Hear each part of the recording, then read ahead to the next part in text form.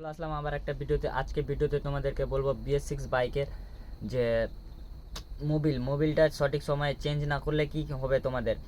তো আজকের এই ভিডিওটা খুব একটা ইন্টারেস্টিং হতে চলেছে। আজকে ভিডিওটা তোমরা দেখবে এবং একটা ভিডিওটা যদি ভালো লেগে থাকে তো একটা লাইক করবে এবং লাইক করে পাশে থাকবে।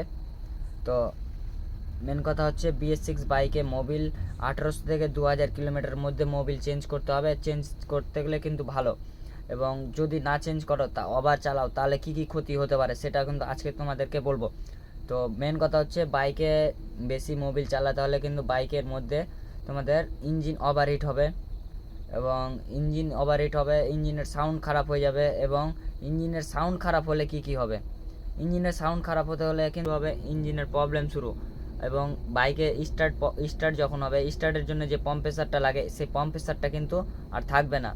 এবং ইঞ্জিন ওভারহিট হওয়ার জন্য যে তোমার বাইকের যে ভাল্বটা থাকে বাল্বটাও কিন্তু ড্যামেজ হয়ে যাবে, এবং এমন একটা সময় আসবে যে পাম্প প্রেসারটাও থাকবে না এবং মোবিলটা যেটা থাকে মোবিলটাও কমে যাবে বাইকে।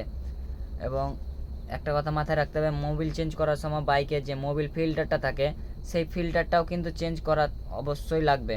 কারণ মোবিল ফিল্টারের জন্য যে বাইকে যে মোবিল ফিল্টার দ্বারা যে মোবিল পাম্প প্রেসারটা দেয়, এই প্রেসারটা কিন্তু সে মানে পাম্পটা কিন্তু সে প্রেসারটা কিন্তু পাবে না, আর সেই প্রেসারটা না পেলে কিন্তু সেই প্রেসারে কিন্তু মোবিল হেডে মোবিল আর উঠবে না।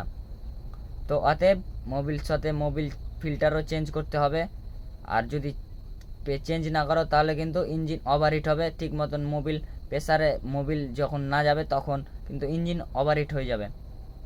তো এই কথাটা মাথায় রাখতে হবে এবং সঠিক সময়ে মোবিল চেঞ্জ করতে হবে, এবং ঠিক সময় সেটা হচ্ছে 2000 থেকে 1800 কিলোমিটার।